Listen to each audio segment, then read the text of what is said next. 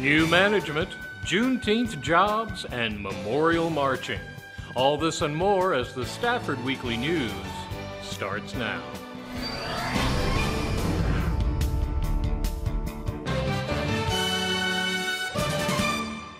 Welcome to the Friday, June 23rd edition of the Stafford Weekly News. I'm Randall Williams. Election season is finally over, runoffs and all, and Stafford has a new mayor. We attended his swearing in to lead off this week's news. I'm going to have Grandpa up here, all right? All right, I want you to raise your right hand and repeat after me, okay?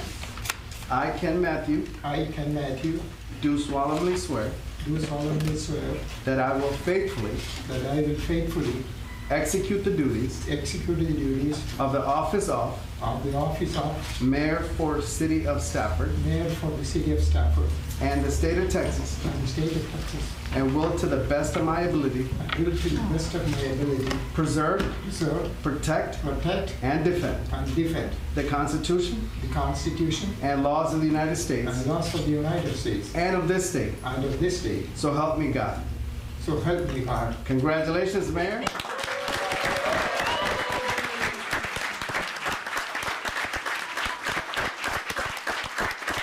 I am grateful to the Staffordians for selecting me as the mayor of City of Stafford. And I have a lot of work to do. And I need all the support from everybody, every corner of the city, and also my well-wishers to do a better job. Like I said so many times, if I do something wrong, please let me know so that I can correct myself. God bless you all. This right here, it says the box is right here, but let me open it for you. And this is the gavel.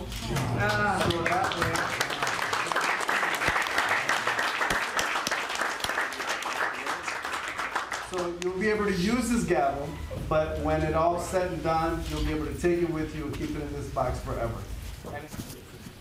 I am very much humbled by your selection of me as your mayor. This is an historical event. I want to thank the Staffordians, each and every one of them. Today, back in India, it is called Ratha Yatra, the procession of saints. That is today. And I am so glad I have taken the oath of office on this day.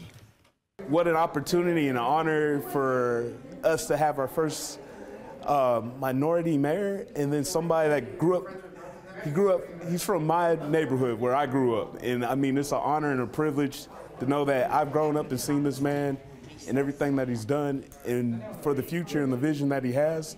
I'm just looking forward to working with him, and what an opportunity. Let me know where did I go wrong. All my elected officials here, they all know me at least a little bit because I am not new here. Like I said, this is the 17th year. And thank you all my Staffordians, my good friends. This is democracy, and people spoke. Thank you very much.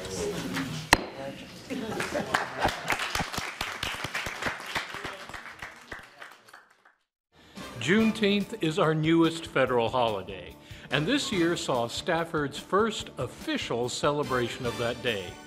We dropped by the Stafford Center to join in the festivities. So we're celebrating our inaugural Juneteenth celebration sponsored by the City of Stafford. We're celebrating our newest holiday, and this is an opportunity for our community to escape the heat that's out there. And we're going to be here from 12 to 8, just celebrating this important date that happened in our own backyard. June 19th is tomorrow. It happened in Galveston, Texas. It was when General Granger came to Galveston along with 178,000 different United States colored troops from the Union, also the American Army because the Civil War was over. But they notified the slaves there that they were free.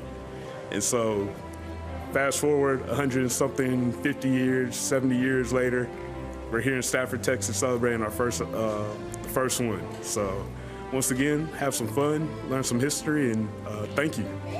We're gonna have a different assortment of foods, ice cream, candy. We have a local Stafford business, Still Kitchen Grill. They're gonna be providing us another assortment of foods, along with an exhibit. Is where we're gonna have the Buffalo Soldiers National Museum here. And so they have an assortment and an exhibit and a few volunteers here to share some information with us. And so, once again, this is just an opportunity to highlight some of the folks that were here on Juneteenth. The United States Colored Troops, who are descendants of the Buffalo Soldiers, were there. So, who's better to have tell this history? The folks that were there. One day in life, when I'm no longer living where I live, Stafford would be a consideration for me. No taxes in Stafford. That's a wonderful thing. Stafford does things in a very unique way. It's a unique city with unique opportunities. So, the City of Stafford inaugural Juneteenth celebration in honor of your service to the community on behalf of the constituents of the 9th Congressional District, many of whom reside here in Stafford, Texas. I salute your unwavering dedication to commemorating the end of slavery, the signing of the Emancipation Proclamation by promoting African American heritage through cultural programs. On this June the 18th, 2023, Al Green, Member of Congress. I'm so grateful that even after redistricting, I was able to keep Stafford in District 27. I love this city, and I know that this was long overdue, and so delayed but not denied. Certainly, the great diversity of this city now has a Juneteenth to go along with all of the other celebrations that Stafford is always patriotic with. I always love coming here for the 4th of July, pre-4th of July, and now we can come here, Congressman, for Juneteenth as well. Celebrate and commemorate, and let us always know that freedom is not free. I thank you.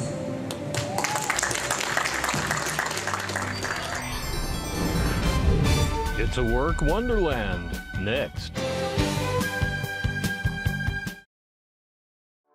In Stafford, diversity is not just a number, it's who we are. When you are here, you become part of the story.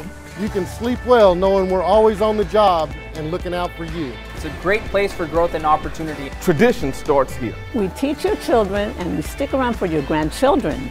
We are one. We are Stafford. This is the city of Stafford, and we are one.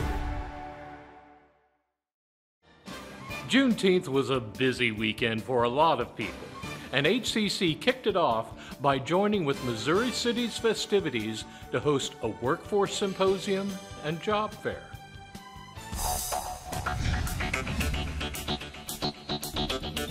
So today we actually have our first annual Missouri City Juneteenth Celebration Foundation Workforce Symposium and Job Fair. I know that's quite a mouthful, but we certainly wanted to make sure that this was a comprehensive program. So most certainly we want to make opportunities available for careers for our residents and students, but we also wanted to provide resources to enhance their hireability.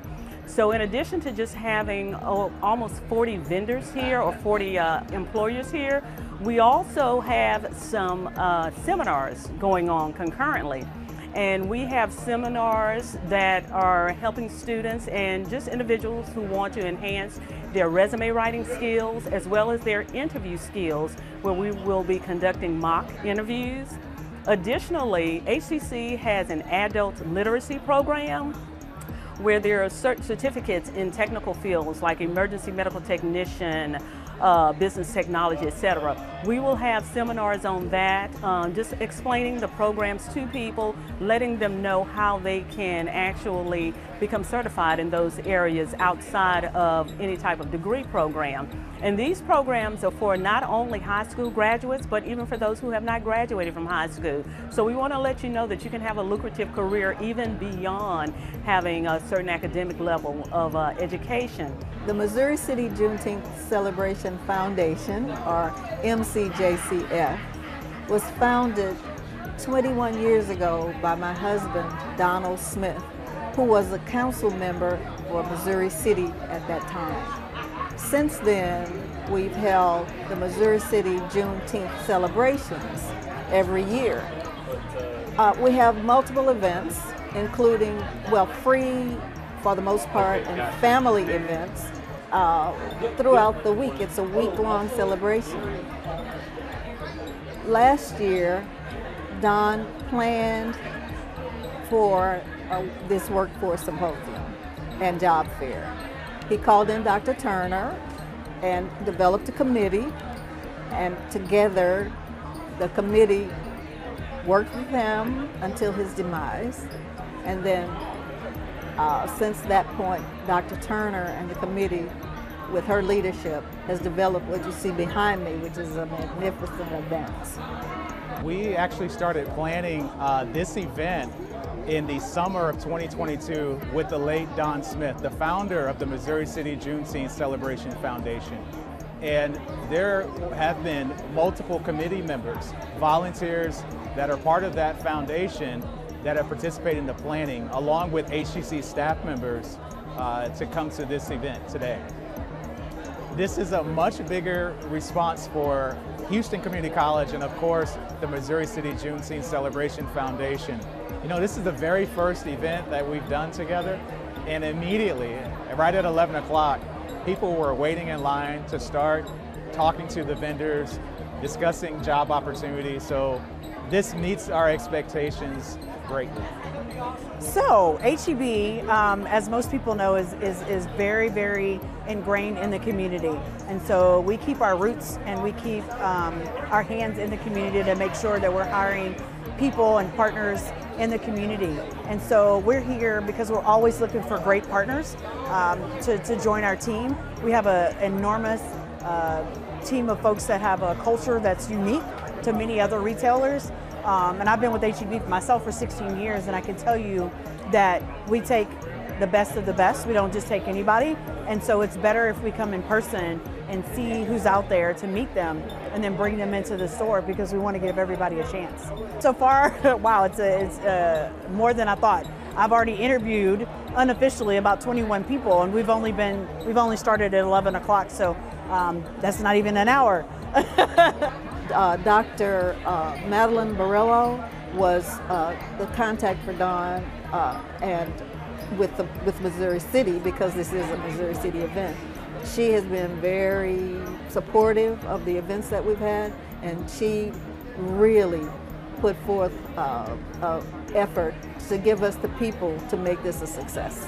She put together the departments who would come, the people who work for her, who would come and bring their expertise to the situation, and they've been very good at what they're doing.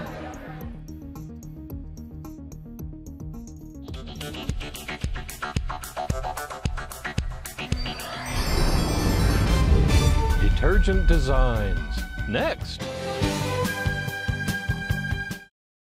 You can try, but you won't find another city like Stafford, Texas. Serving our community just like you like it. Taking care of you and your home since 1945. We believe in STEM to learn and STEM to earn. We're heading into college certified and career ready. As a former student of Stafford, I take pride in keeping our classrooms safe. We are Stafford, we are one. Cities weren't the only ones celebrating Juneteenth. For instance, the nonprofit Attack Poverty held its own unique gathering and activities.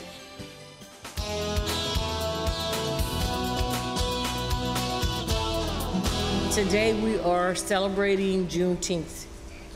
Back in 1865 up until now in the state of Texas, no one knew that we were no longer slaves. But Attack Poverty has taken it in their hearts to commemorate and let the community know that we still recognize Juneteenth.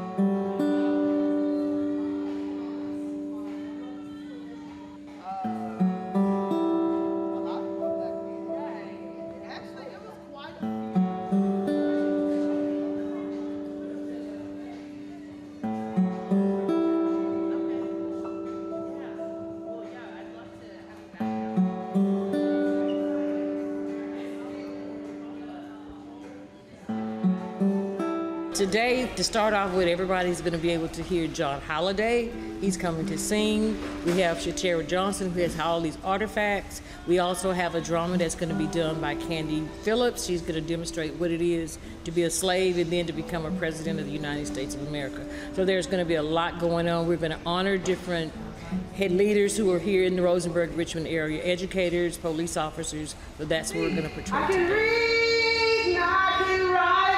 I know I got a future inside. I'm coming. Change has come.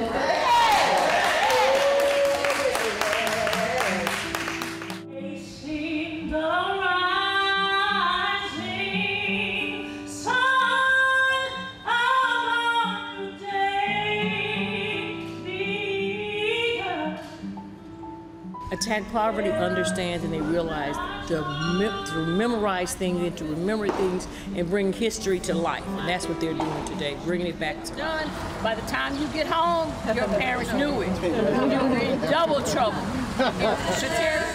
We got to hold it up until we die.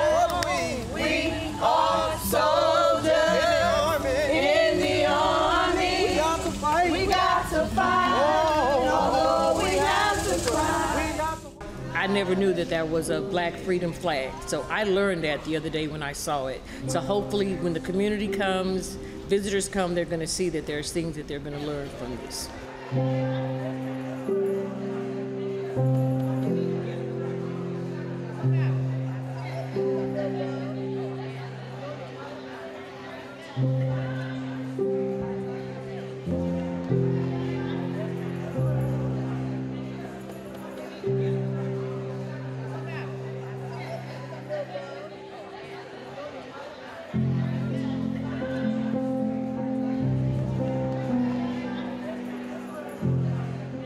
To close out today is just a good thing to do, to be able to do here, to be here and to do this and have a good time doing it.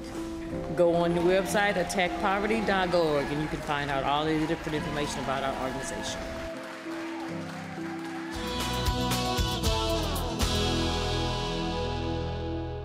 This is the time of year to stay inside and play video games. That was not an option for youth in the 1860s. And the George Ranch Historical Park has a series of events showing what they did do. Fernando Ramirez comes clean for this story.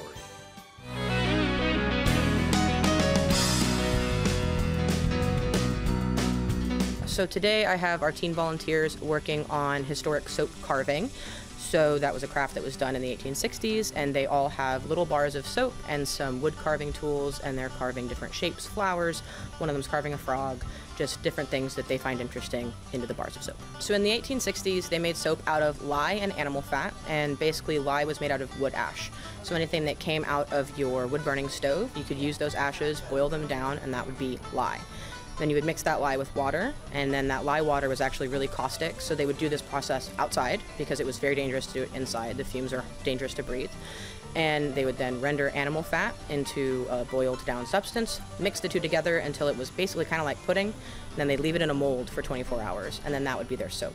The lye and the animal fat, when they react to each other, actually take that dangerous chemical out of the equation, and it makes it safer for your skin. And they would use it for bathing, washing laundry, and washing dishes. So in the 1860s, there wasn't a lot to do around your house. I mean, they didn't have TV, they didn't have video games. So they would do crafts like this to pass the time on days when it was like this. So the good thing is you wouldn't waste anything. All the shavings that came off of the soap could be re-melted down, put back into a mold, and continued to be used. But it was an activity just to make your soap look nice, because you'd usually leave it out. It would be in a bowl in your kitchen for washing dishes, outside in a wash basin for washing your clothes, or in a basin for washing yourself. And making it into the fun little shapes was just a way to pass time and kind of beautify this thing that was a necessity. You know, soap was something you could go to the store and buy at this time, but it was very, very expensive. So most people would make it themselves, especially out here on the prairie, because the store was 9 miles away, it was hard to get to, it was expensive to get to the store. So having soap was kind of a luxury, and you had to make it yourself a lot of the time. So when visitors come and they see the kids carving the soap, and working on talking about soap making and the history of soap, I want them to kind of realize that even though the 1860s weren't that long ago, soap is really a modern luxury that we have access to. So one thing is we're open Tuesday through Saturday to the public during the summer. During the school year, we're not open Tuesday through Friday to the public. We're only open on Saturdays. So the public gets more opportunity to come out here and engage with the sites, with the history out here. And I have teen volunteers every day during the summer doing some project like this. And if they're not doing the official hands-on history project, they're working on other historic crafts at all 4 of the houses. So there's always something to see, always something to do. Usually there's something that you can get your hands on and actually do, because the guests are allowed to participate in these activities. That's why it's hands-on history. You get to do the thing. I do all the research for these historic programs that the kids are doing. It's taken me since January to get all the programming done, because it's 9 different programs over the summer.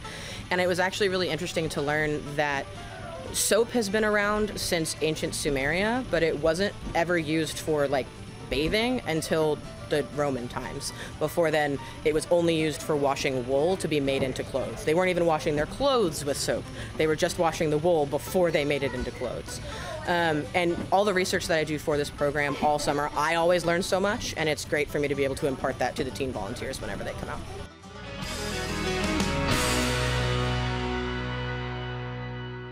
That's a wrap on our news for this week. Thank you for joining us. For everyone here at Stafford Weekly News, I'm Randall Williams. May all your news be good news.